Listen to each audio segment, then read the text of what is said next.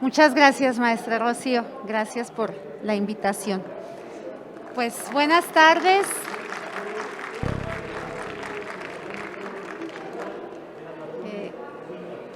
Ya no tengo nadie cerquita.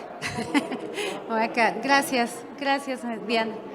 Entonces, gracias por estar aquí. Agradezco su energía después de la comida, su presencia. Y bueno, les explico. Este taller donde vamos a platicar sobre educación inclusiva, antes de ello me gustaría como decirles, mi objetivo no es otra cosa que estar un ratito reflexionando acerca de cómo hacer posible y cómo ir de la utopía a la realidad en cuanto a la educación inclusiva, que nos toca como maestros frente a Grupo Maestros de Apoyo y a partir de ahí, ¿qué compromisos podemos asumir? Ese es el objetivo. Estas son las palabras claves sobre las que trabajaremos el día de hoy. Y realmente no es otra cosa que dividir como en estas tres pequeñitas partes lo que vamos a abordar. ¿Qué es la educación inclusiva? ¿Cuál es la normatividad que fundamenta nuestras acciones como docentes en torno a la educación inclusiva y compromisos para avanzar en este proceso? Pero como hay mucha interferencia por todo lo que se está dando en las otras áreas y a mí me gustaría conocer un poquito más de ustedes, les voy a hacer unas preguntas. Digan por favor o levanten la mano las personas que nacieron entre 1960 y 1970. Somos muy poquitos. Entre el 70 y 80. ¿Qué más? Entre 80 y 90. Órale. Y del 90 para... Ok. Muchos jovencitos, jovencitas. Muy bien. Ahora, levanten la mano las personas que les encanta la torta ahogada. No, bueno, ¿dónde pregunto eso, verdad? Y el huevo con machaca, poquitos norteños. Y el mole poblano. Ok. Levanten la mano a quien le encanta bailar salsa. A quien le encanta bailar ranchera. A quien le encanta bailar tango. Ah, muy bien. Levante la mano quien trabaja en preescolar. No importa, maestro de apoyo o de frente a grupo. Primaria. Más. Secundaria o telesecundaria. Multigrado. Ok. 2, multigrado, bachillerato, universidad superior, okay, poquitos. Por último, levante la mano quién o quiénes les gusta la profesión docente. Por eso estamos aquí. Muy bien. Entonces, ¿qué sintieron cuando les tocaba levantar la mano? ¿Qué emoción? ¿Alegría, o pertenencia o exclusión? Cuando levantan la mano, ¿se siente bonito o feo? Bonito, nos sentimos tomados en cuenta, ¿cierto? Cuando alguien les pregunta, ¿cómo estás? ¿Cómo te ha ido? ¿Cómo está tu familia? Y lo hace sin tener el celular en la mano, o sea, realmente poniéndoles atención, ¿cómo se sienten? ¿Bien o mal? Y cuando alguien les dice, ¿cómo estás? Y te contestan bien, qué bueno, oye, lo que tenemos que hacer es... y como que es como de pasadita, ¿cómo se siente? Pues como que fue de compromiso y de como algo de rutina, ¿no? Pero realmente no es que tengas tiempo para saber cómo estoy. O cuando decimos eso también, nosotros, ¿no? Bueno, de eso se trata la educación inclusiva, de tomarnos en cuenta unos a otros. En la diversidad, así como este grupo, en la diversidad. Diferentes edades, diferentes gustos, diferentes habilidades, diferentes retos, diferentes condiciones de aprendizaje por discapacidad, por ser indígena, por tener una condición de pobreza extrema, por ser migrante, por lo que sea. Se trata de tomarnos en cuenta en la diversidad, de eso se trata. Entonces, lo primero que vamos a ver para reflexionar en esto es qué significa educación inclusiva. Y aquí les voy a dar una definición muy sencilla que da la UNESCO y dice, bueno, para quien lo prefiera, a los organizadores, a la maestra Rocío, le voy a dejar la presentación en PDF y se las pueden pedir a ellos. La educación inclusiva, la UNESCO la define como ese proceso de identificar y responder a la diversidad de las necesidades de todos los estudiantes, a través de la mayor participación de aprendizajes, culturas, comunidades. Sobre todo se trata de reducir la exclusión en la educación. Aquí los listos, aquí los menos listos, aquí los tontos. Aquí los que tienen discapacidad, aquí los que no tienen discapacidad. Aquí los que tienen muchos recursos, aquí los que no tienen. ¿Sí? Se trata de disminuir esas brechas y se trata de dejar de etiquetar en este puede, este no puede, este sabe, este no sabe. Yo no sé o yo sí sé, yo soy maestro especial, yo soy maestro regular. Se trata de ser maestros con fortalezas y con retos y trabajar en equipo. No hay de otra para poder cambiar la mirada hacia la educación inclusiva. Se trata de sumar, no de separar, ¿sí? Y somos modelo para ello. Entonces, ¿por qué es tan importante la educación inclusiva? A ver, ¿por qué les interesó venir a este taller? ¿Por qué creen que necesitamos aprender y trabajar hacia la educación inclusiva? ¿De dónde sale? Quiero alguien que quiera compartir ¿qué les motivó a venir esta tarde aquí? Ahí está el fondo. Ayuda a pasar el micrófono. Sí,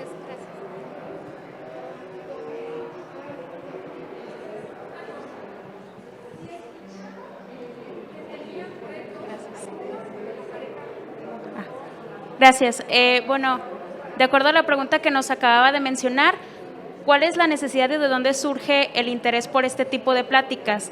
Y esto es debido a la realidad que tenemos en todos nuestros salones. Es una realidad total que nosotros contamos con grupos que tienen distintos niveles en todo, así como nos acaba de mencionar, con y sin discapacidad, de diferente nivel socioeconómico, de diferente interés, diferentes estilos de aprendizaje, y como tenemos distintos tipos de públicos y distintos tipos de alumnos, también las necesidades varían ahora. Entonces, nosotros al prepararnos en este campo vamos a poder atender mejor a nuestros alumnos, sea la necesidad que tengan.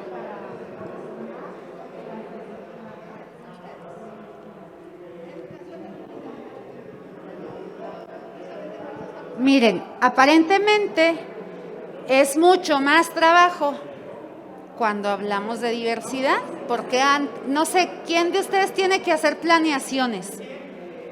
Todos. ¿Cuántas planeaciones hacen para la semana, para su grupo? 1, 2, 3, 4, allá 3. La mayoría hacemos una, ¿sí? Y luego ponemos un apartado de ajustes razonables, ¿cierto? Para los que no entran en esa común.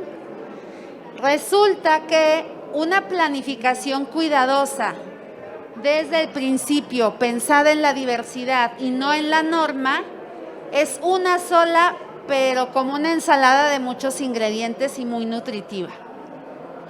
Entonces, la educación inclusiva dar respuesta a ese cambio de modelo educativo del que nos hablaba en la mañana el maestro Tonucci, que hablaba de la escuela multigrado, o del que nos hablaba el doctor José Antonio Lozano, que hablaba de las 4 patas de la educación, ¿cierto? No solo la parte de formación académica, también la emocional, también de los valores, también la parte de la cosmovisión. Entonces, una educación inclusiva en sí, si se hace bien, mejora todo, porque no está pensada en los que sí y los que no, y se la adapto. No es como este chaleco, este saco de que es para todos igual y luego la adapto para unos cuantos.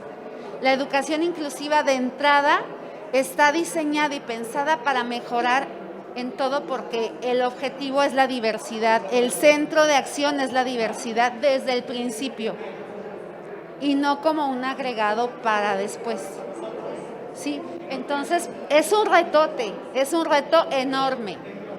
Yo les puedo contar que es la necesidad la que hace al maestro, ¿no? Entonces, esa necesidad de enfrentar ahora la diversidad a cada uno de ustedes, a ti, a ti, a ti, a ti, a ti y a mí, es lo que nos va a hacer ser mejores docentes cuando la tomamos en serio, sí, cuando asumimos el compromiso.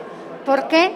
Porque no hay 2 niños iguales, no hay 2 niños iguales. Como está actualmente, pues ahí está la escuela regular, luego afuera están los niños con discapacidad que van al centro de atención múltiple o que vienen a la escuela, pero lo tengo ahí como en un rinconcito, le presto la banca, pero bueno, pues no sé cómo aprende, no sé cómo enseñarle, pues ahí está, pero no sé, un niño con discapacidad auditiva que no entiende porque no escucha, pues hasta que venga el especialista y me enseñe lengua de señas, porque yo no sé cómo enseñarle.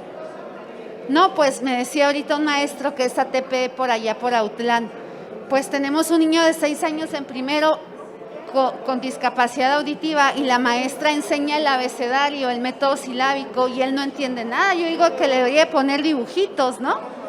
Pero la maestra pues ya se va a jubilar y dice, no, yo así he enseñado siempre y yo no voy a cambiar mi método. El niño que se aguante, eso es segregación. O integración, bueno, sí, pero lo saco del salón y le doy tantito, media hora a la semana, algo que le sirva y luego que se regrese al salón. Y el resto de la semana, pues a ver qué pesca. Y lo que es realmente inclusión, a donde va la educación inclusiva, es que desde el principio de mi planeación yo tomo en cuenta que todos son diversos y que lo que voy a preparar para Beto, que tiene discapacidad intelectual, le sirve a Beto y le sirve a María, Pedro y a Juan, que tienen déficit de atención, la que es muy tímida, la que tiene un estilo de aprendizaje más auditivo, la que es más visual, el que es más de movimiento y kinestésico. Tomo en cuenta no solo un estilo de aprendizaje, tomo en cuenta 2 o 3. Tomo en cuenta las necesidades de apoyo de los que tienen alguna discapacidad, pensando en la diversidad y no en la discapacidad. Entonces, si tengo a Beto con discapacidad auditiva y sé que es muy bueno imitando, voy a presentar un contenido curricular, llámese el que quieran, el ciclo del agua, las fracciones, el que sea, voy a presentarlo también con un estilo corporal y me voy a subir a lo mejor al escritorio para que me imiten lo que es mitad y todos hacia abajo es la mitad. ¿Y cómo se representa la mitad? Así. Y no solamente el pizarrón, uso mi cuerpo, uso videos, uso audios, uso canciones, uso lo que los niños sé, lo que los alumnos sé que van a poder representar mentalmente, ¿sí? Entonces no me fijo solo en una manera de enseñar, tengo varias cartas, varios estilos. Y en eso entran todos, entra el que tiene y no tiene discapacidad, entra el que tiene y no tiene necesidades específicas, pero sí estilos de aprendizaje diversos. Eso es la educación inclusiva. Entonces, hay una confusión. a todos les debemos de dar lo mismo. ¿Cuál es la diferencia entre igualdad y equidad? No todos somos en este salón iguales, no todos necesitamos lo mismo. Sí, entonces, la educación inclusiva no habla de igualdad. Este es el currículum y para todos es lo mismo. La educación inclusiva habla de equidad, de flexibilidad curricular. Y no quiere decir que por eso uno aprende más, uno aprende menos. Simplemente aprenden distinto porque yo tomo en cuenta de dónde parte cada uno. Unos tienen aptitudes sobresalientes, unos tienen dificultades para comprender un concepto, para aprender a leer, para aprender a escribir, y en medio están los demás que tampoco son iguales. Entonces se trata de equidad, de planear desde la diversidad para que a todos les alcance y para que todos avancen en ello. ¿Qué es y qué no es la Estrategia Nacional de Educación Inclusiva, la famosa ENEI?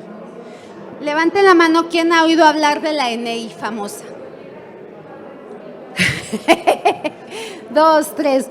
Bueno, en 2019 cambia la Ley General de Educación y se habla de esta Estrategia Nacional de Educación Inclusiva a nivel país. Y entonces se hace una política nacional que es como el proceso mundial, no es de México, es el proceso que llevan todos los países del mundo para atender la diversidad. Entonces, es una política, es una estrategia, es una articulación de instancias. Se supone que se tiene que articular la SEP más la Secretaría de Salud, más Trabajo Social, todas las secretarías, y es el eje rector para el acceso, el avance y la permanencia de aprendizaje, participación, y que terminen, no solo que entren, sino que terminen todos los chicos y chicas de este país su educación básica con un perfil de egreso. ¿Sí? Entonces, la famosa estrategia nacional está encaminada a cambiarnos la mirada. Y para eso les quiero presentar un cuento. Me voy a llevar la compu para allá. Ya, ok, viene acá el audio. Entonces, ¿quién trabaja en servicios de educación especial aquí con la maestra Rocío? Ok. ¿En USAER o en CAM? ¿Quién en USAER?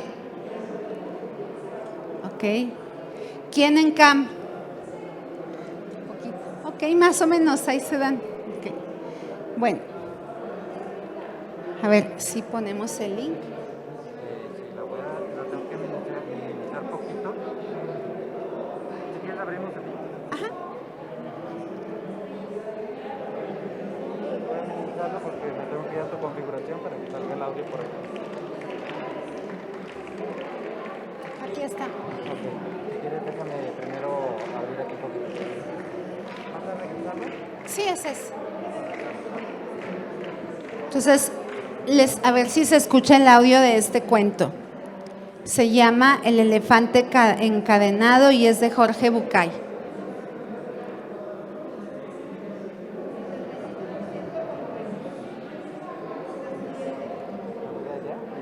Cuando te diga ya puedes correr. Sí.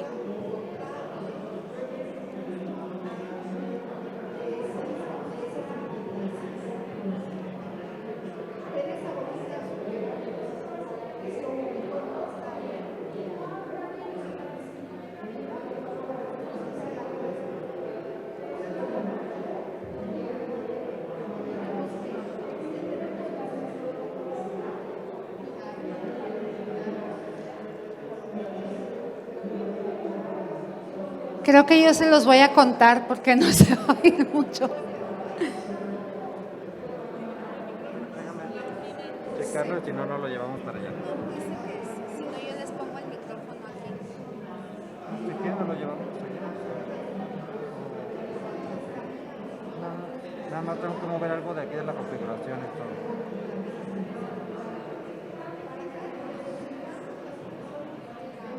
Volver a poner porque sí.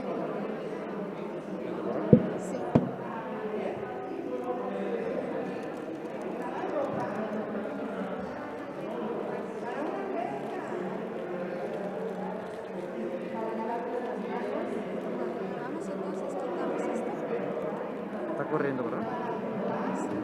Deja nada más checar algo de la configuración.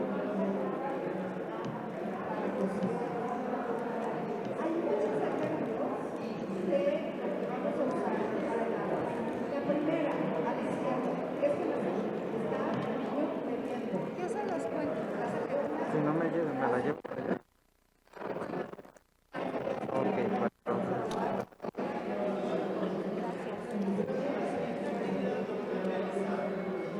Se los voy a contar yo. Nada más les paso las imágenes.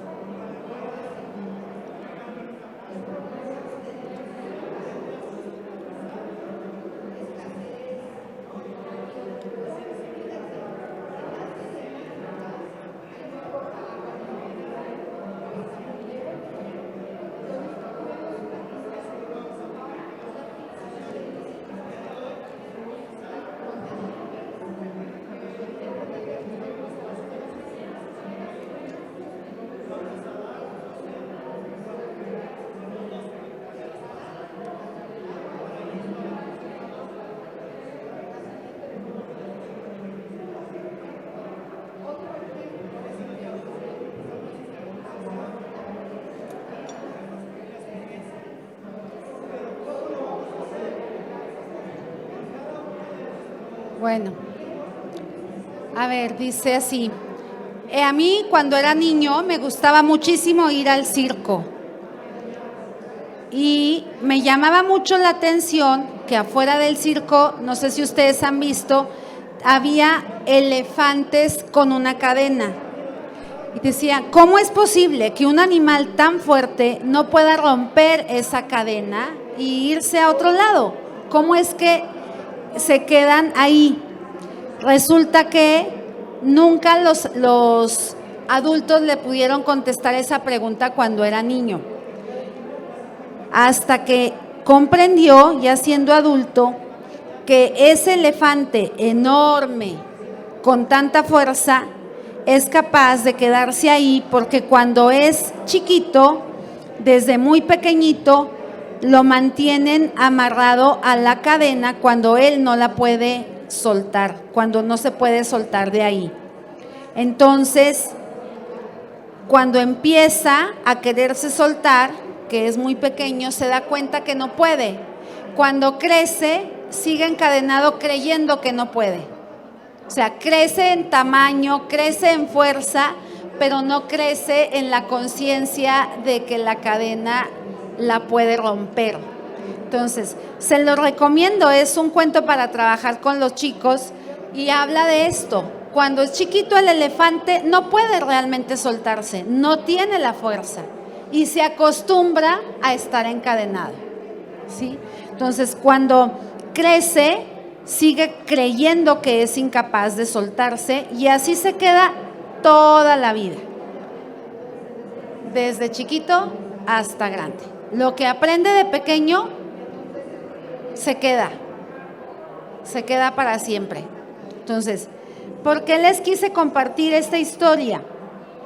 Porque lo que cada uno de nosotros haga con nuestros chicos en preescolar, en primaria, incluso en secundaria, se queda para toda la vida como una impronta. Eso que le decimos, tú eres, tú puedes, tú haces, se queda ahí, ¿sí? Es difícil ya de romper. Entonces, vean la responsabilidad que tenemos frente a cada una de esas vidas de esos chicos que tienen o no tienen distintas condiciones y que frente al aprendizaje, lo de menos es lo que les enseñamos, sino cómo se los enseñamos.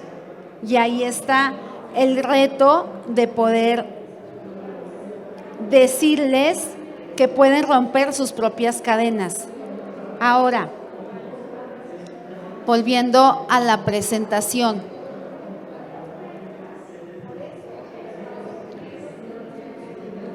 Les voy a poner una serie de imágenes y ustedes me dicen qué emoción pueden asociar a cada uno de ellos. Cuando hablamos de educación especial y educación regular, ¿quién dicta las normas de lo que toca hacer a unos y a otros? ¿Quién marca las líneas de acción? las políticas. ¿Quién las define? ¿Quién le dice a la maestra de usar lo que le toca y a la maestra frente a grupo regular? ¿De quién son los niños y las niñas que tienen retos en el aprendizaje?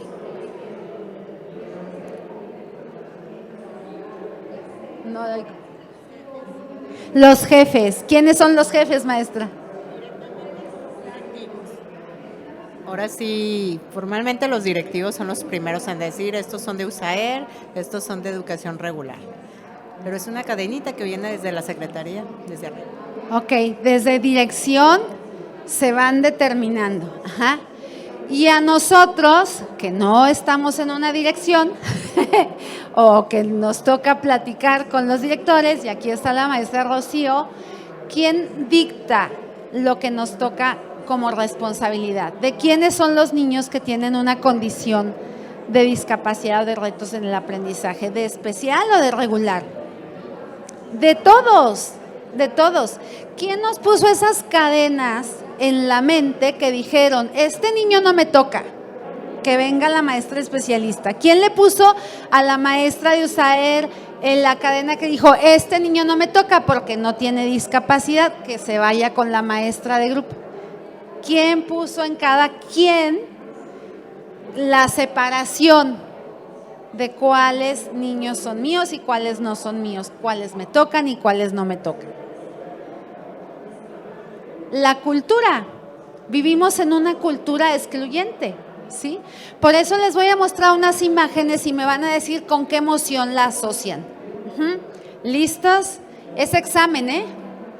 Con esto les van a dar la constancia. ¿Qué emoción está asociada aquí? Parece un parlamento o una cámara de diputados, senadores de Bolivia, y está una mujer indígena. ¿Qué emoción pueden asociar con esa imagen? Alegría, gusto, orgullo. Aquí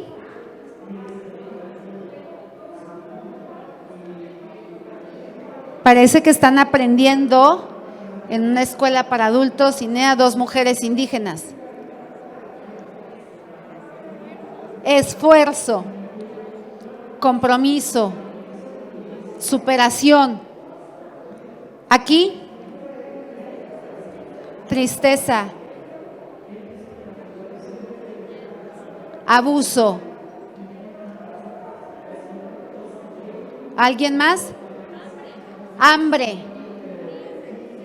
decepción, impotencia. Aquí, inocencia.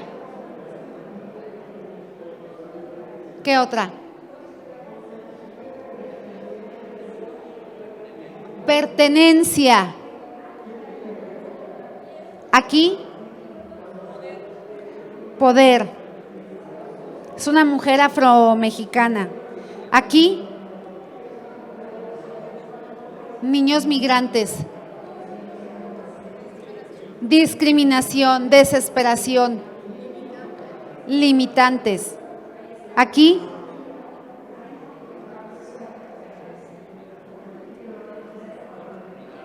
unidad, oportunidad. Aquí, un chico con parálisis cerebral en un parque. Inclusión. Aquí, alegría, satisfacción, inclusión. Aquí, protesta, pero qué emoción hay en esa protesta.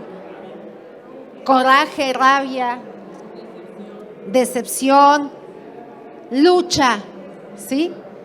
Aquí, ¿se acuerdan de Forrest Gump? Que va, corre y corre por el mundo. ¿Qué emoción les despierta? Fuerza, constancia.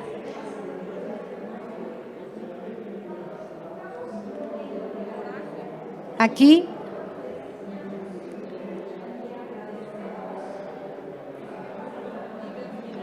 diversidad.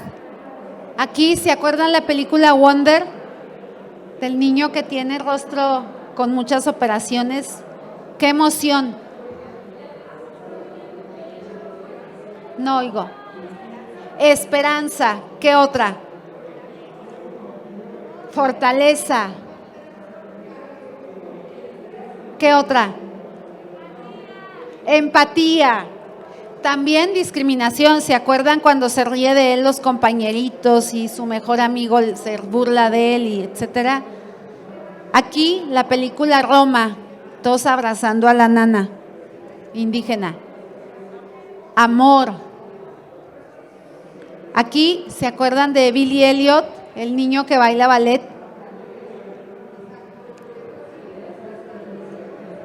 Libertad, aceptación, diversidad. Aquí, exclusión. ¿Qué otra? Tristeza. Pues todas esas emociones que ven ahí son otra cosa que diversidad humana.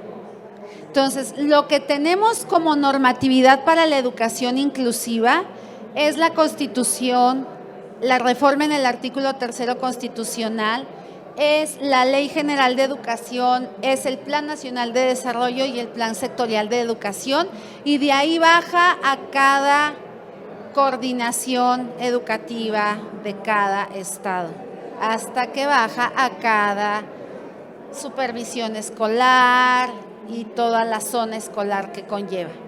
Pero todo eso, todo lo que está escrito en las leyes, se aterriza en las actitudes de cada uno de nosotros y en las emociones con las que conectamos respecto a la exclusión o a la inclusión.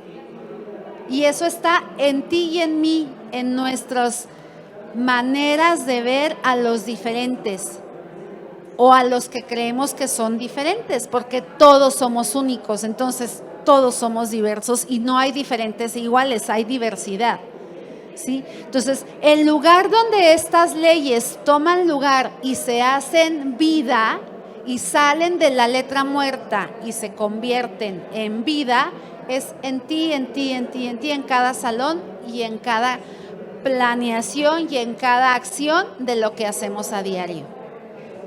Entonces, la inclusión o la exclusión está en cada uno de nosotros, no está en otro lugar. Y esto que habla la Ley General de Educación, identificar, prevenir, reducir las barreras que limitan el acceso a la educación, la permanencia, la participación en el aprendizaje, etcétera, de todos los educandos, que hablan de disminuir la discriminación o eliminarla, y disminuir o eliminar la exclusión, no existe en ningún otro lado más que en nuestro actuar. Y eso empieza a cambiar aquí adentro, en esas cadenas mentales donde nos dijimos, yo no soy especialista, a mí no me toca. A mí no me toca que venga la maestra especialista, o al revés, la maestra especialista que dice, no, pues yo no soy todóloga, o sea, yo de autismo no sé nada. Entonces, pues a ver quién le ayuda a ese niño con autismo y a ver quién le ayuda a esa maestra que tiene al niño. A mí no me cuenten. Entonces, empieza en ti y en mí. No, yo soy el maestro de educación física, a mí no me tienen que pedir que haga otra cosa porque yo nada más sé de educación física. Entonces, esto que está en la ley se lleva a la práctica en cada uno de nosotros. Y esos chicos diversos tienen que ver con diversidad, vulnerabilidad, condición de discapacidad, no como un déficit, sino como pues oportunidad también de aprender algo nuevo. Si no sabes de autismo, es tu oportunidad para aprender de autismo. Si este ciclo escolar hay un chico con autismo que va a seguir su educación básica, ¿sí? Barreras para el aprendizaje. A ver, ¿quién creen que tiene barreras para el aprendizaje? ¿Los chicos con discapacidad o los chicos sin discapacidad? los dos. Ninguno tiene barreras para el aprendizaje. Enfrentan barreras para el aprendizaje. Los chicos no tienen como parte de su condición las barreras, están en el entorno. Entonces, nadie tiene barreras, todos se enfrentan distintas barreras, ¿sí? Y plasticidad curricular y accesibilidad. Entonces, les voy a poner otro cuentito, este sí no tiene audio, y yo se los voy a ir leyendo porque igual va a funcionar mejor así. Lo conocen, es el caso de Lorenzo, ¿sí? Y si no, pues es su oportunidad. Déjenme ver cómo salgo de esto.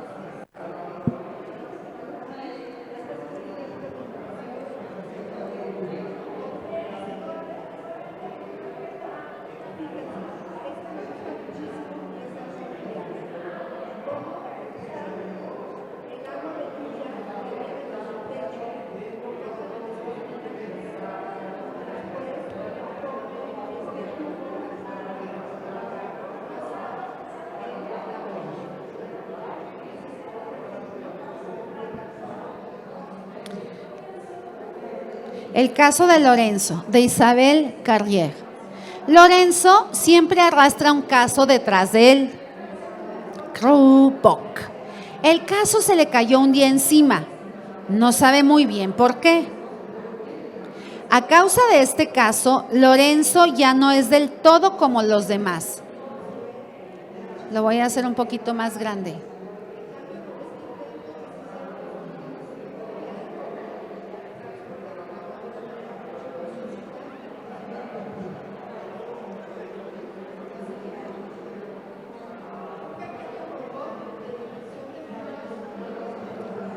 Necesita mucho cariño.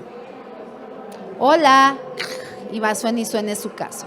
A veces es casi molesto. Besito, qué dulce.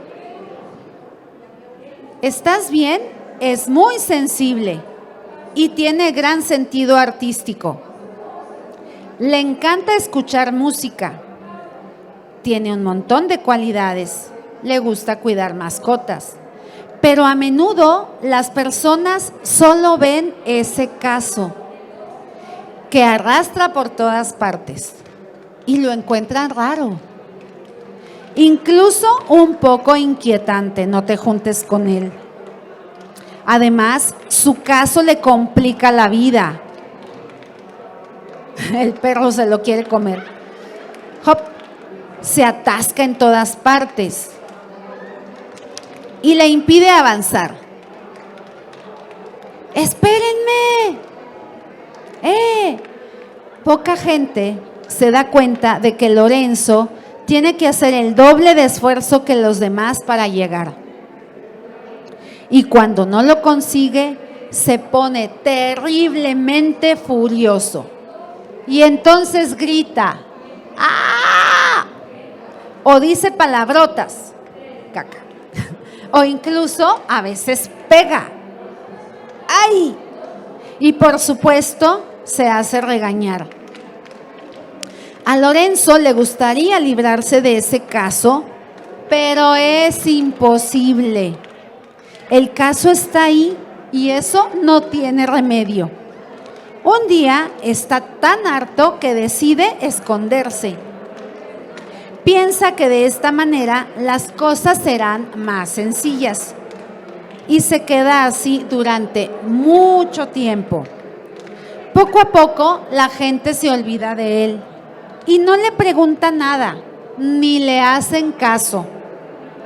Pero las cosas no son así de sencillas, afortunadamente. Llega alguien que le pregunta, hola niño, toc toc. Existen personas extraordinarias y el cucú cantando, el miedo nos quitó. Mira, basta cruzarse con una para volver a tener ganas de sacar la cabeza del caso. El tuyo solo es un poco más grande. Ven. Ella le enseña a espabilarse con su caso, a sacarlo del hoyo. Le muestra sus puntos fuertes. Lo está usando como raqueta. Le ayuda a expresar sus miedos. ¿Se acuerdan que era bueno para pintar? Ella cree que tiene mucho talento. ¡Qué bonito! Lorenzo vuelve a estar alegre. Ella hace una bolsita para su caso. Toma. Gracias. Hasta pronto, Lorenzo, y después se separan. El caso sigue estando ahí, pero es más discreto y sobre todo ya no se atasca en todas partes. Puede subir. Por fin, Lorenzo puede jugar con los demás. Adelante, Lorenzo. Ahora le encuentran un montón de cualidades. Lo ha hecho Lorenzo, es muy interesante. No obstante, Lorenzo sigue siendo el mismo. Fin. ¿Qué creen que representa esta persona que se acerca a Lorenzo? ¿Quién representa a esa persona que se acerca cuando está encerrado en su caso? ¿Qué se les ocurre? ¿Quién será? Una maestra que se da cuenta de que es más que un caso, que deja de verlo detrás de la discapacidad. ¿Y qué representará la bolsita que le hace la maestra para guardar el caso? ¿Qué representará? No escucho. Habilidades. ¿Qué más?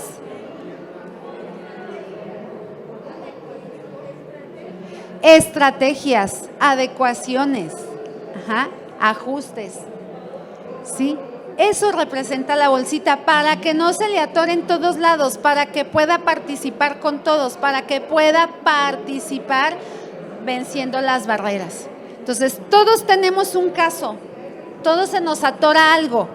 Entonces, yo les voy a pedir que en una hoja de las que traen ahí, se dibujen ustedes un muñequito, como les salga. Y de un lado pongan sus fortalezas, del lado derecho o izquierdo.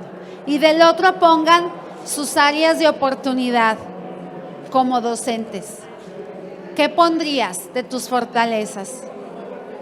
Quien no tenga hoja, pida para que le compartan. O pueden hacerle en el iPad si quieren. ¿Sí? Entonces, dibújense y dibujen sus fortalezas y sus áreas de oportunidad. ¿Qué necesitan mejorar y que ya cuentan con ello?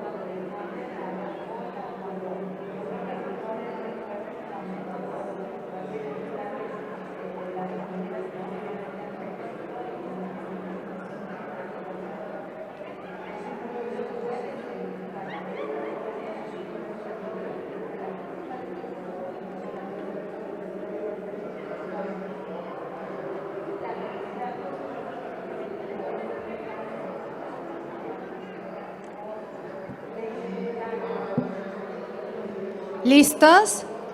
2 minutitos más.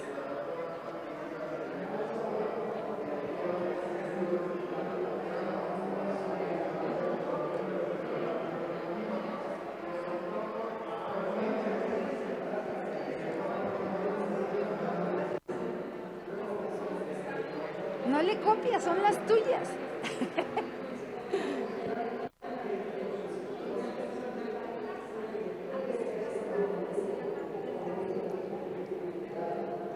Muy guapo, muy guapo. Sígale, fortalezas y retos.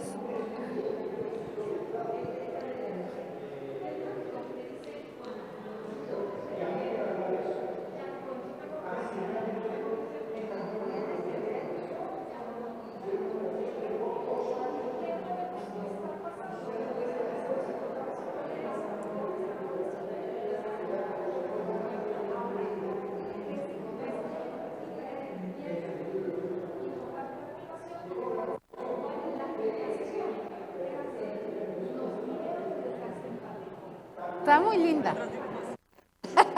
Ahora fortalezas y áreas de oportunidad, de un lado y del otro. Ya como le salió la muñequita está bien. Ahora sí pongan fortalezas y áreas de oportunidad. Nadie lo va a ver, no se preocupen. Es para ustedes nada más.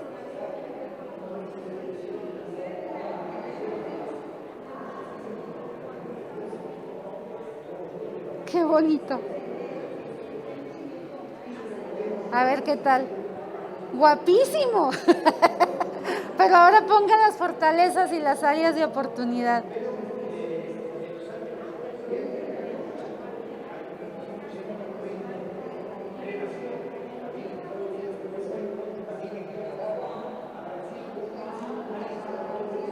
¿Listos? ¿Listas?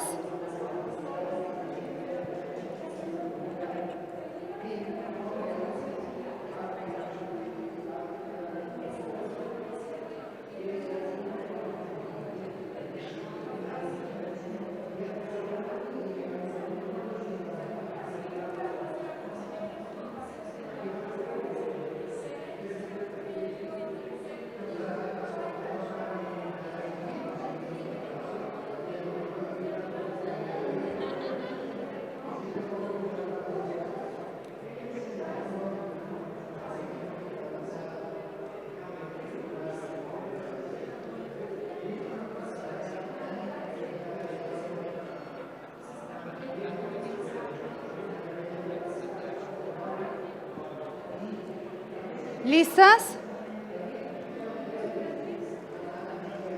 ¿Alguien que quiera compartir sus fortalezas? A ver, aquí los que están muy divertidos. No, no es cierto. Bueno, entonces, ¿quién puso en sus fortalezas el compromiso, la responsabilidad, la creatividad, la constancia, el trabajo en equipo? ¿Quién puso las ganas de aprender? ¿Quién puso estrategias para la lectura, la escritura, las matemáticas? ¿Quién puso en sus fortalezas algunas características de ser muy artístico, para la música, buenos para poner canciones, para bailar, para pintar? Las manualidades, ¿a quién se le dan? ¿Okay? ¿Sí? Entonces, ¿quién puso en sus fortalezas planear para la diversidad? Más o menos. De eso se trata, maestros. Se trata de valorar la diversidad y todas esas fortalezas que pusieron, ponerlas al servicio de la diversidad. ¿Sí?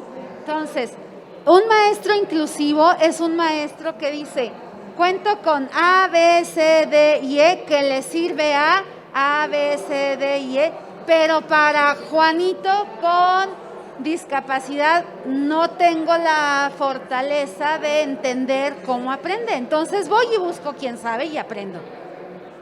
O sea, apoyar a todo el alumnado significa que no me hago a un lado, que no digo no me toca, que no digo yo no sé, sino que busco. Y la cualidad y la fortaleza más importante es el trabajo en equipo. Para atender la diversidad no puedo yo sola, no puedo yo solo. Busco hacer equipo y ahorita, haciendo uso de la tecnología, llegamos a cualquier parte del mundo, ¿sí? Entonces, la cualidad más importante aquí es el trabajo en equipo, porque con eso complementamos lo que yo no tengo, tú lo tienes, lo que a mí me falta, tú me lo compartes, lo que tú necesitas, yo te lo comparto, ¿sí? Entonces, rompamos esas barreras de especial, regular, míos, tuyos, y hagamos equipo, esa es la actitud más importante de un maestro inclusivo, de un maestro incluyente. Y el desarrollo profesional permanente, porque aprendemos todos los días y los niños aprenden todos los días. Y como oyeron esta mañana, el 70% de lo que aprenden está fuera del aula, está en todos los otros lugares.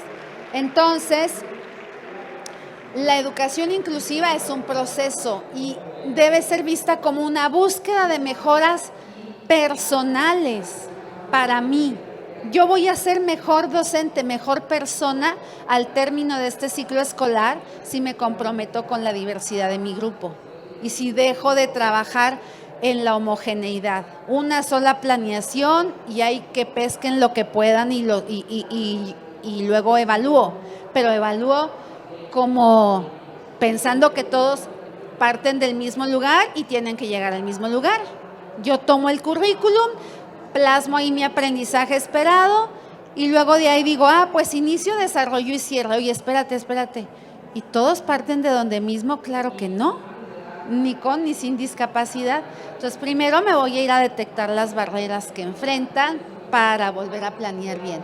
Entonces, busca maximizar la presencia de todos los chicos, que no sean invisibles, que estén ahí en contacto y en relación conmigo. Busca que participen todos, no solo los más listos, no solo los que van limpiecitos, no solo los que sí hacen la tarea y los que tienen el apoyo de los papás.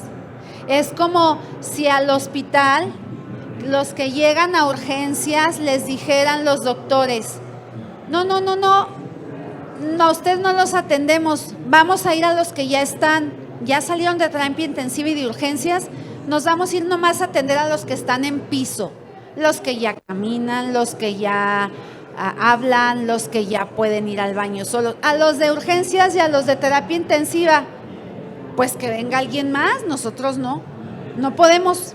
Eso hacemos con los chicos que están en situaciones más desfavorecidas. Es como si nos llegaran en terapia intensiva y nosotros decimos, no nos tocan.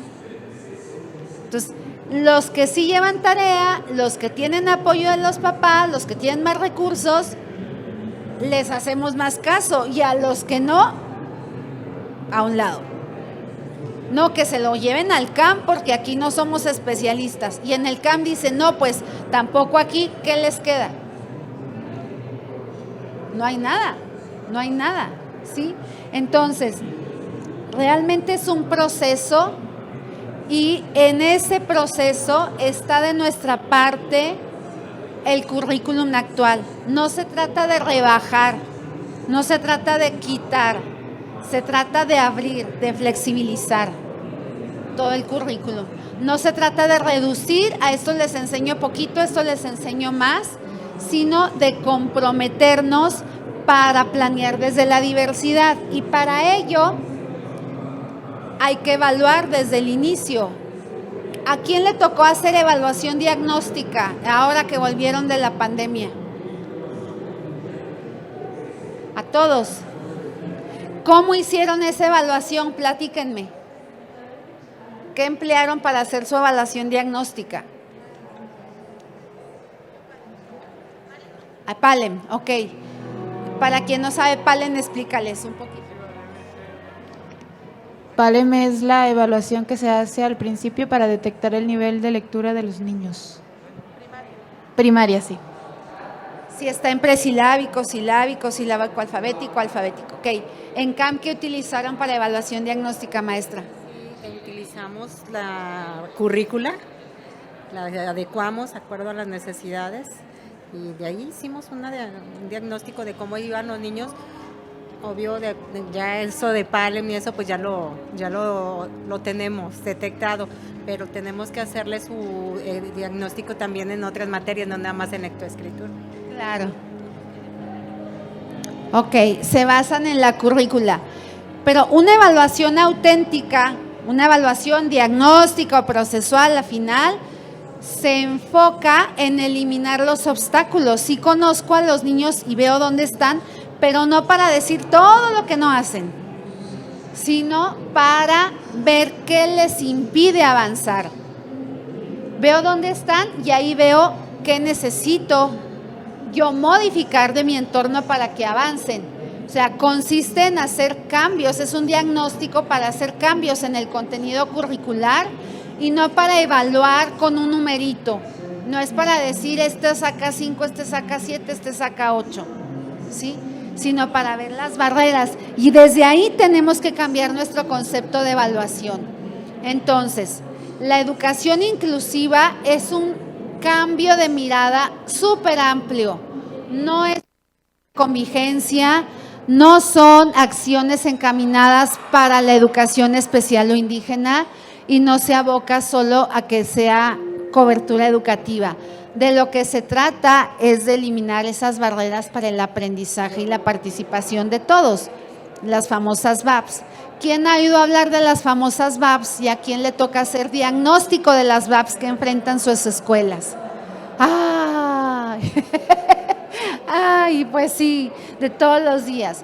Y hay VAPs en la estructura, hay VAPs en las normativas y hay VAPs didácticas. ¿Cuáles nos tocan más a nosotros como docentes? ¿Las normativas, las didácticas o las estructurales? Las didácticas y también las estructurales. En nuestra escuela hay barreras estructurales, en nuestras comunidades hay barreras estructurales. O sea, se trata no solo de pensar de la puerta del salón para adentro y de la puerta del salón para afuera ya le toca a la maestra Rocío. No, les tocan todos. Nos toca a todos, nos tocan todas, ¿sí? Porque nosotros las implementamos. Entonces, las famosas barreras para el aprendizaje y la participación son todos aquellos factores del contexto que dificultan o limitan el pleno acceso a la educación. Les voy a contar algo que me pasó a mí cuando entré a trabajar al Servicio de Educación Especial. Estaban los famosos grupos integrados, no sé si aquí en Jalisco también existieron, ¿sí?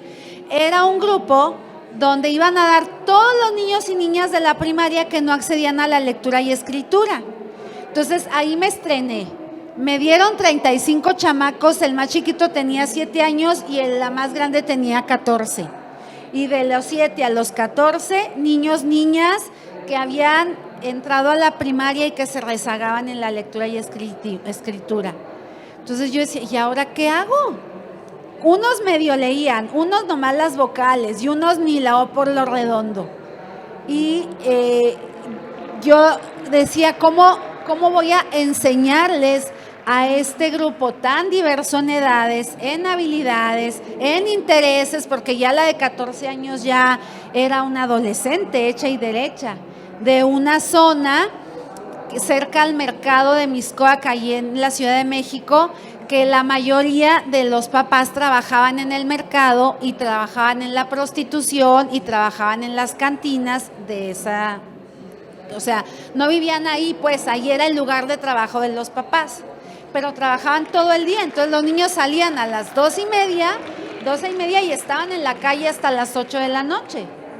Entonces un día yo traía mi dinero para ir a pagar la luz y se me desaparece el dinero y era de mi salón y estaba ahí la bolsa en mi salón, y al otro día llegan unos de los alumnos con unos juguetes nuevos y por eso los caché quién era, por los juguetes nuevos.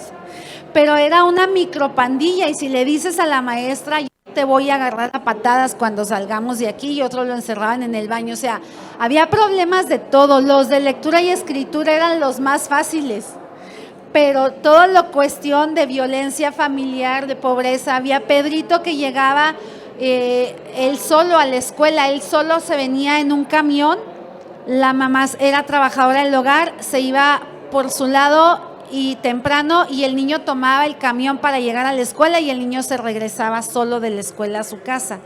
Y un día que pido que si me presta su cuaderno para revisar la tarea, se suelta llorando y me dice, es que no hice la tarea porque mi hermanita tenía mucha calentura y yo no sabía qué hacer. Cuidaba a su hermanita de 3 años. Eso era mi realidad en ese salón. Entonces, y no había papá, ¿no? Entonces, ¿yo qué hice? Primero lloré y después decía, tengo que encontrar la manera de que todos puedan avanzar, no en lectoescritura, sino también en que se sientan reconocidos y capaces en alguna habilidad. Entonces ubiqué cuáles eran buenos para dibujar, cuáles eran buenos para actuar, cuáles eran buenos cantando, cuáles les interesaban los cuentos, cuáles les interesaba más las canciones, las adivinanzas, etcétera. Y con dos métodos, un método global y un método fonético gestual, tuve que organizar equipos por niveles de competencia en lectura para ubicar qué método era el más adecuado. Por supuesto que era mucho trabajo y no había la tecnología que tenemos ahorita para nomás copiar y pegar. Era sacar copias y sacar copias y sacar copias. Y en el pizarrón yo tenía 3, les daba colores y tenía 3 columnas y eran tareas para cada columna. Era como una escuela multigrado. Entonces mi objetivo era que avanzaran en lectura y escritura, pero no podía dar el currículum de primer grado a los alumnos de 14 años, me mandaban por un tubo, ¿sí? Entonces, con toda la diversidad que había ahí y con 2 métodos, de los 35 salieron leyendo 32. ¿Fue mucho trabajo? Sí, sí fue, pero valió la pena 100%. Entonces, no les quiero decir que fue miel sobre hojuelas. Fue posible porque hice equipo y busqué quién me pudiera apoyar y quién me pudiera ayudar, con qué papás contaba, con qué papás no contaba, tenía el apoyo de la directora, pude hacer talleres con algunos de los maestros de educación física, de música, para integrarlos a las clases. No podían ser los niños apestados de la escuela, tenía que quitar ese estigma. Y muchas veces los niños que están en USAER son los niños que no se integran porque ya son de USAER y que están ahí como que les prestan el lugar, pero no los toman en cuenta a la hora de la dinámica grupal. Entonces, les aseguro que el reto es lo que más les va a enseñar para enfrentar las barreras. Estos son los ejes rectores de la educación inclusiva: el desarrollo de modelos de atención con enfoque inclusivo, la formación de los agentes educativos, todos los docentes que estamos en ello, las estrategias de comunicación a favor de la inclusión, la armonización legislativa y los sistemas integral de información de la educación. Pero esos ejes rectores se traducen en ajustes razonables, que son todas aquellas modificaciones y adaptaciones que hacemos. Ahora, el que aprendamos a hacer ajustes razonables no son un parche mal pegado en la planeación. Ese no es un ajuste razonable. Un buen ajuste está pensado como algo que permita tomar en cuenta a los alumnos desde los alumnos, no desde mi cabeza. Si yo quiero hacer ajustes razonables, tengo que conocerlos, tengo que saber cómo aprenden mejor, tengo que saber qué les interesa, qué les motiva, por dónde llegarles, cómo engancharlos en la dinámica. Y la mejor manera de hacer buenos ajustes, los apoyos que damos siempre van a ser necesarios y puede haber apoyos especiales, profesionales, arquitectónicos, curriculares, actitudinales. Lo importante es que estos apoyos o recursos para la educación inclusiva se den dentro del marco de la diversidad, y la propuesta que puede cambiar la forma de trabajar en nuestras aulas es hacerlo desde el inicio con un diseño universal de aprendizaje. ¿Quién ha oído hablar del famoso DUA? Levante bien la mano. Pues bastantes. Entonces, no se trata de que inventes el hilo negro y ahora cómo le hago. Se trata de que alguien que ya ha estado estudiándolo y que lo ha estado implementando en México, en otros lados, aprendamos de ahí y que desde el principio hagamos bien las cosas. Si ya sabemos que es una forma de trabajar para la diversidad y que tiene, basado en las neurociencias, redes de conocimiento, redes estratégicas y redes afectivas que toman en cuenta la diversidad y no la discapacidad, vamos a aprender de los que ya lo hacen. Vamos a ampliar la mirada y decir, a ver, yo no sé, pero quiero aprender. ¿Cómo lo hago? Toma en cuenta el principio de las múltiples formas de representación. ¿Qué es eso? Que yo tomo mi contenido curricular y cuando voy a trabajarlo, entonces digo, pues lo voy a poner con una canción, lo voy a poner actuando, lo voy a poner con un video y voy a usar además el libro de texto.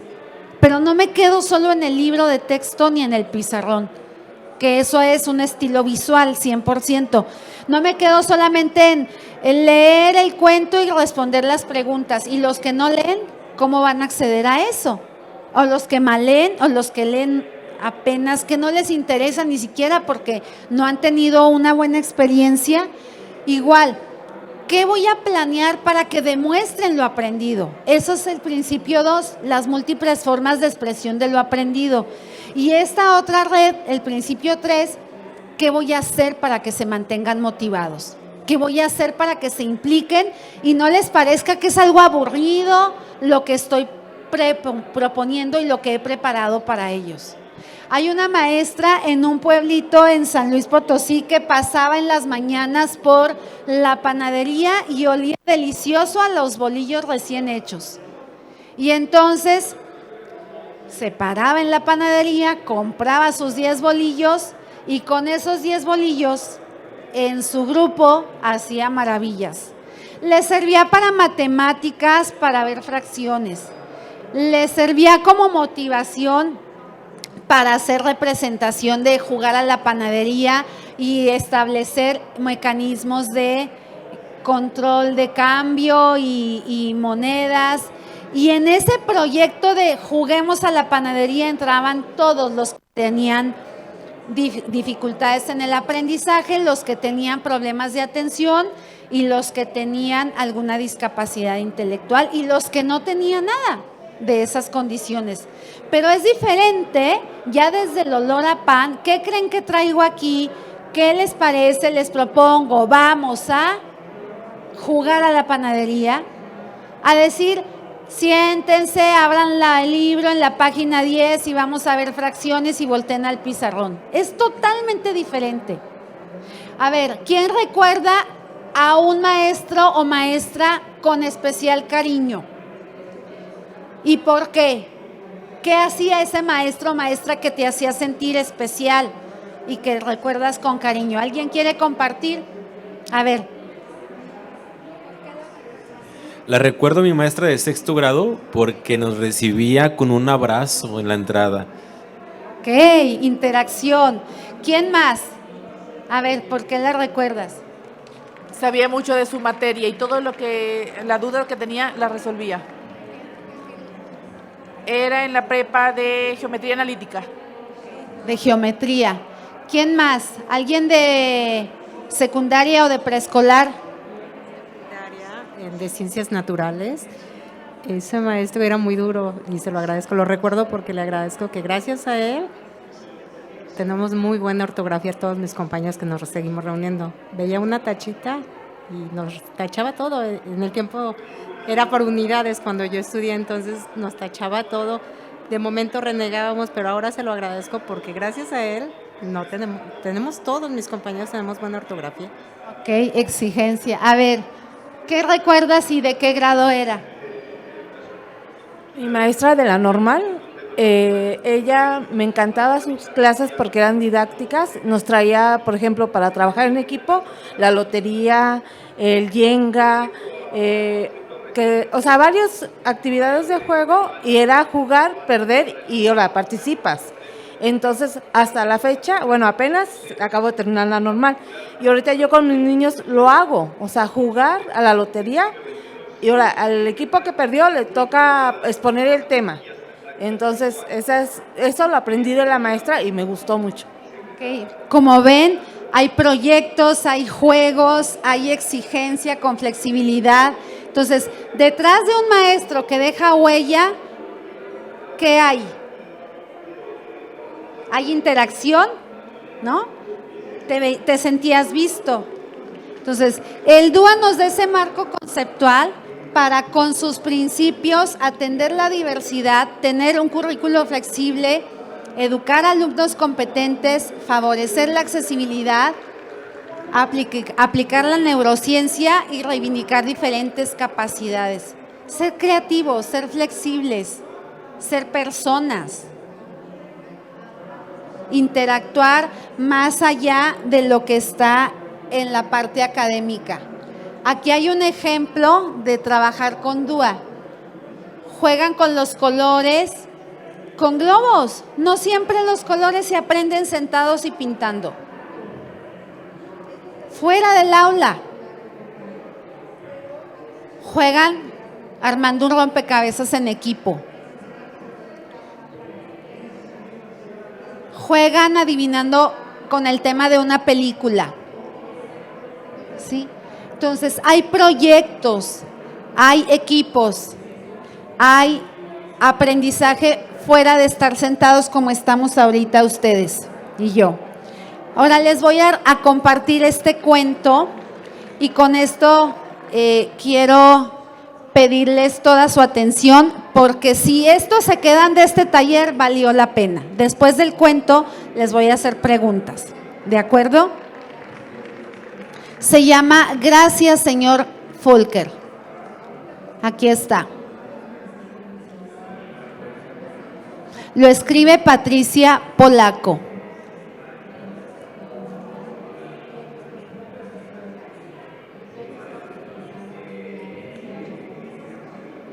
A George Volker, el verdadero señor Volker, usted siempre será mi héroe.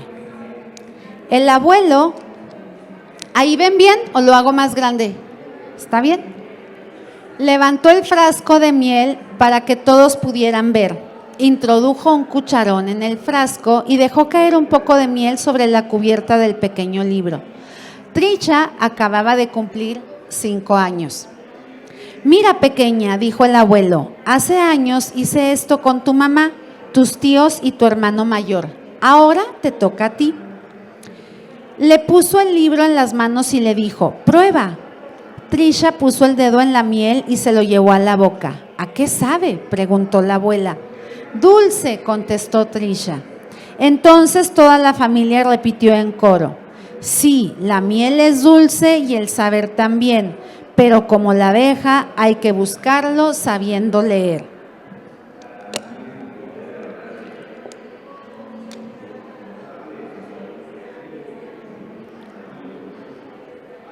En ese momento, Trisha comprendió que la promesa de aprender a leer era ahora suya y que muy pronto aprendería a leer. Trisha era la más chica de la familia, había crecido amando los libros. Su mamá, que era maestra, le leía todas las noches. Su hermano pelirrojo traía de la escuela libros y los compartía con ella. Y cada vez que visitaba la granja de los abuelos, ellos le leían junto a la chimenea de piedra. Cuando Trisha comenzó la escuela, lo que más deseaba era aprender a leer. Todos los días veía a los de primero que ya sabían leer. Y antes de terminar transición, ya algunos de los niños de su curso podían leer. Pero Trisha no. Aún así, le encantaba la escuela porque allí podía dibujar. Los otros niños la rodeaban y observaban cómo hacía magia con los lápices de colores. Aprenderás a leer en primero, le aseguraba su hermano. Y en primer grado, Trisha se sentaba en círculo con los otros chicos de su clase. Todos leían Nuestro Barrio, el primer libro de lectura.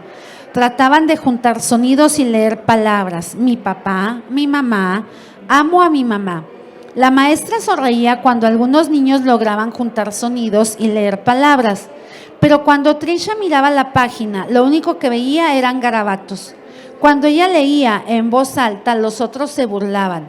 ¿De dónde sacaste eso?, le decían. De mi libro, contestaba ella impacientemente. Entonces la maestra le daba el turno de leer a otro niño.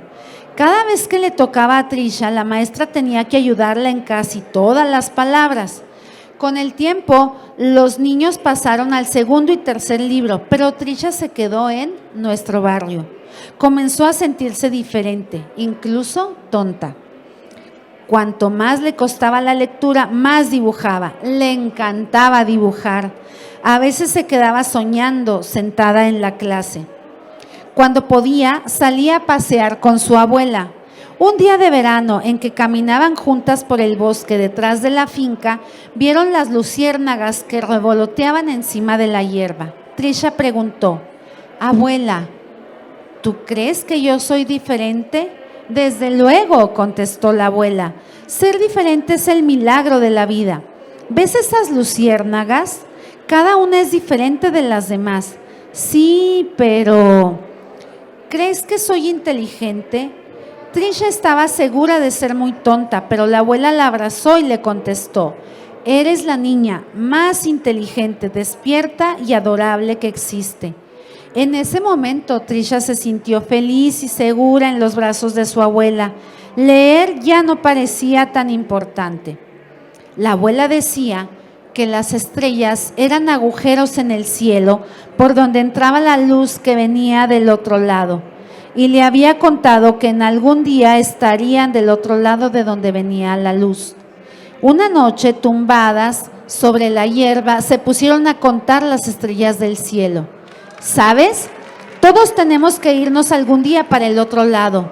Debes agarrarte bien del pasto o podrías salir volando y llegar allá arriba, le dijo la abuela. Las dos se echaron a reír y se agarraron muy duro del pasto. Poco tiempo después, seguramente la abuela debió soltar la hierba porque se fue allá del otro lado donde brillan las luces. Y algo más tarde, el abuelo de Trisha también debió soltar la hierba. Desde entonces, la escuela se hacía más difícil.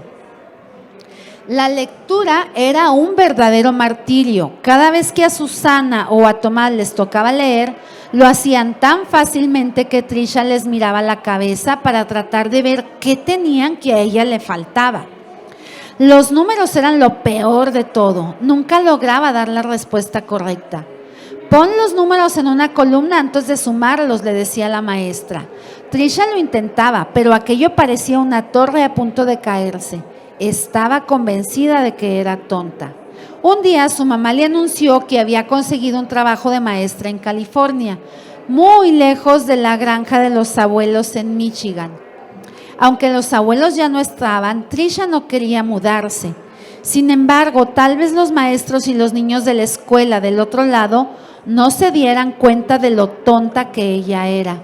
Trisha, su mamá y su hermano recorrieron el país de un lado a otro en un viejo carro modelo 1949. Tardaron 5 días.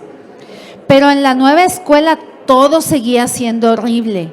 Cada vez que le tocaba leer en voz alta, Trisha sufría. El gato corrió. Ya estaba en tercero y leía como si fuera una niña de preescolar. Cuando la maestra leía en voz alta y le preguntaba algo, siempre se equivocaba. «Oye, tú estúpida», le gritó un chico en el patio de recreo. «¿Por qué eres tan tonta?». Otros chicos que estaban cerca se echaron a reír. Trisha sentía las lágrimas quemándole los ojos. ¿Cómo anhelaba estar otra vez en la granja con sus abuelos en Michigan? Ahora Trisha no quería ir al colegio. «Me duele la garganta», le decía a su mamá. «Me duele el estómago». Prefería soñar despierta en clase, dibujaba todo el tiempo y odiaba la escuela cada vez más. Cuando Trisha entró a 5º grado, todos hablaban del nuevo maestro. Era alto y elegante. A todos les gustaba su chaqueta a rayas y sus pantalones color gris. Los que siempre eran melindrosos con los profesores lo rodeaban, pero desde el principio se notó que al señor Volker no le importaba si los niños eran bonitos, inteligentes o juiciosísimos. Para él, todos eran iguales. El señor Volker se paraba detrás de Trisha cada vez que ella dibujaba y le decía: «Buenísimo, absolutamente brillante, ¿te das cuenta del talento que tienes?». Cada vez que el maestro decía esto, todos los niños, incluso los que se burlaban de ella, se daban la vuelta en sus asientos para ver sus dibujos. Sin embargo, volvían a reírse de ella cuando se equivocaba en clase. Un día, el maestro le pidió que leyera en voz alta, cosa que ella odiaba. A duras penas leyó una página de La telaraña de Carlota. Cuando los niños comenzaron a burlarse, sintió que la página del libro se ponía borrosa. El señor Volcker, con su chaqueta de cuadros y su corbata de mariposas, dijo: ¡basta ya!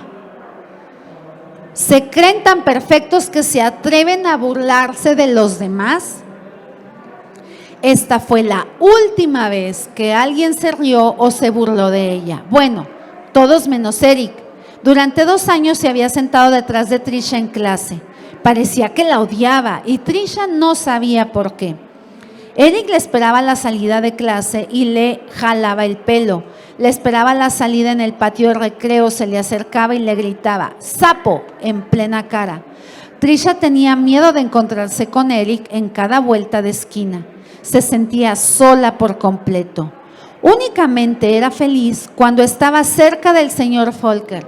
Él dejaba que ella borrara el tablero, el pizarrón, una tarea que se encargaba a los mejores estudiantes.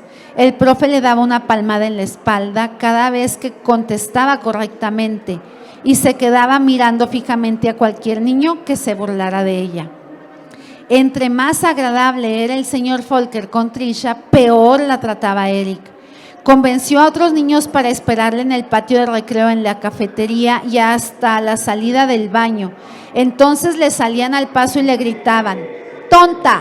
¡Fea!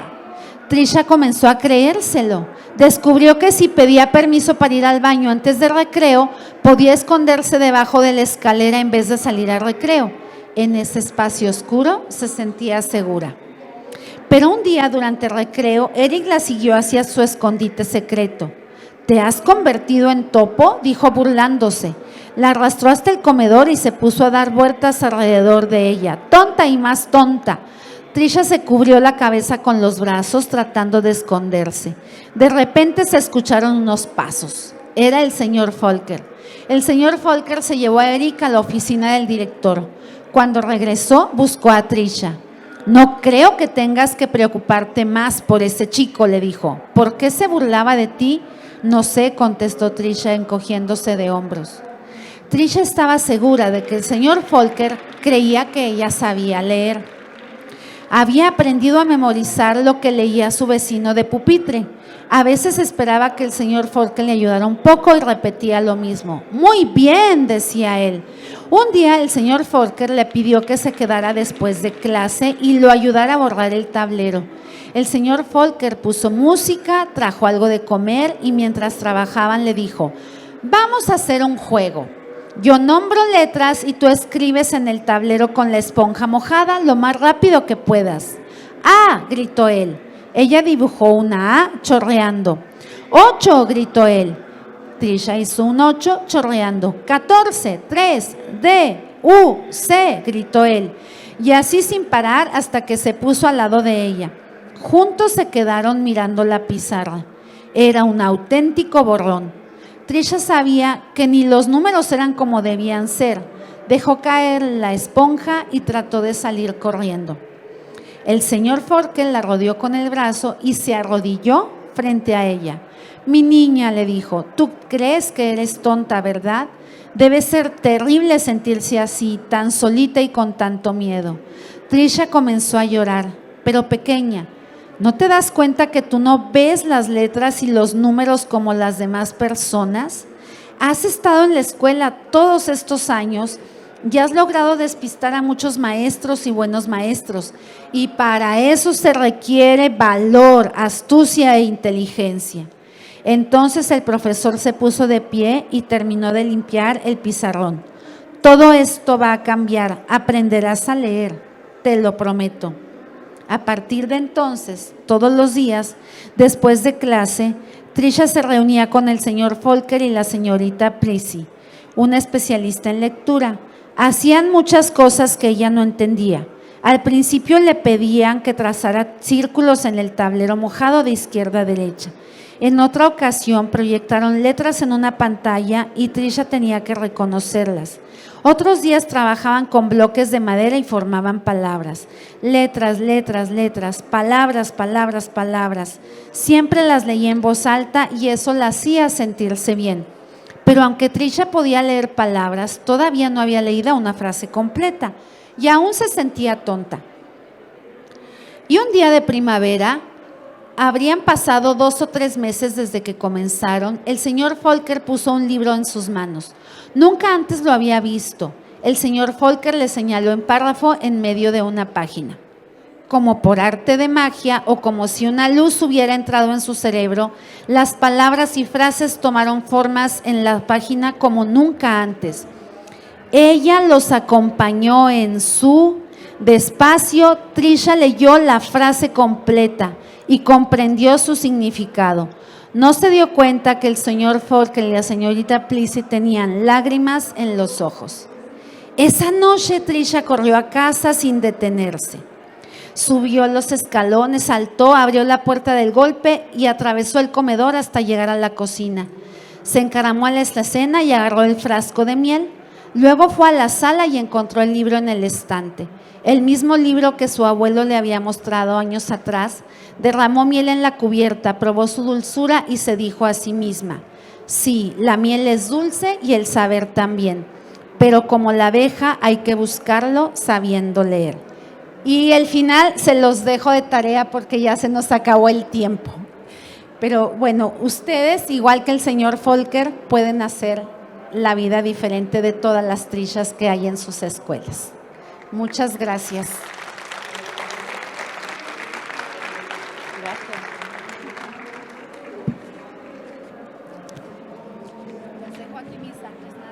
Bueno, pues ya vimos que una frase bonita hacia un niño puede cambiar el futuro de él. Yo todavía me acuerdo de la peor maestra y la mejor maestra.